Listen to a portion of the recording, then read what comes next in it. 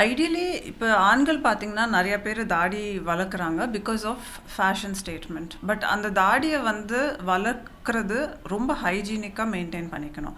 Because generally தாடி வளர்கிற முடி வந்து நம்ம தலையில் வளர்கிற முடி மாதிரி ஸ்ட்ராங்காக திக்காக இருக்கும். அண்ட் அந்த முடியை ஜஸ்ட் நம்ம தலையில் ஷாம்பு போட்டு வாஷ் பண்ணுற மாதிரி நம்ம தாடிக்கும் பியர்ட் வாஷஸ் இருக்குது அண்ட் பியர்டை ரெகுலராக வாஷ் பண்ண வேண்டியது இருக்கும். அண்ட் நிறைய பேர் அந்த தாடியை கிளியராக வாஷ் பண்ணாததுனால தாடியிலேயே ஒரு variety of dandruff, seborrheic dermatitis அப்படின்னு சொல்லுவோம். அந்த மாதிரி டேண்ட்ரஃப் அண்ட் இச்சிங் வரும். ஸோ தாடியை ரொம்ப ஹைஜீனிக்காக மெயின்டைன் பண்ணுறது ரொம்ப முக்கியம். அதே மாதிரி தாடியை மெயின்டைன் பண்ணுறவங்க சில பேர் ஆயில் அப்ளை பண்ணுவாங்க. அதுவும் நாங்கள் ரெக்கமெண்ட் பண்ணுறதில்ல.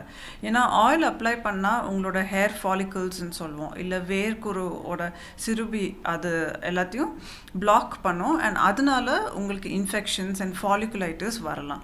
ஸோ தாடி வளர்க்கணுன்னா அதுக்கு தகுந்தபடி ஸ்பெசிஃபிக்கான ஹைஜீன் ப்ராக்டிசஸ் ஃபாலோ பண்ணணும். எதை யூஸ் பண்ணணும், எது யூஸ் பண்ணக்கூடாதுன்னு தெரிஞ்சுக்கிட்டு தாடி வளர்த்துக்கோங்க. என் பேர் doctor Sharmita, senior consultant dermatologist from Sims hospital.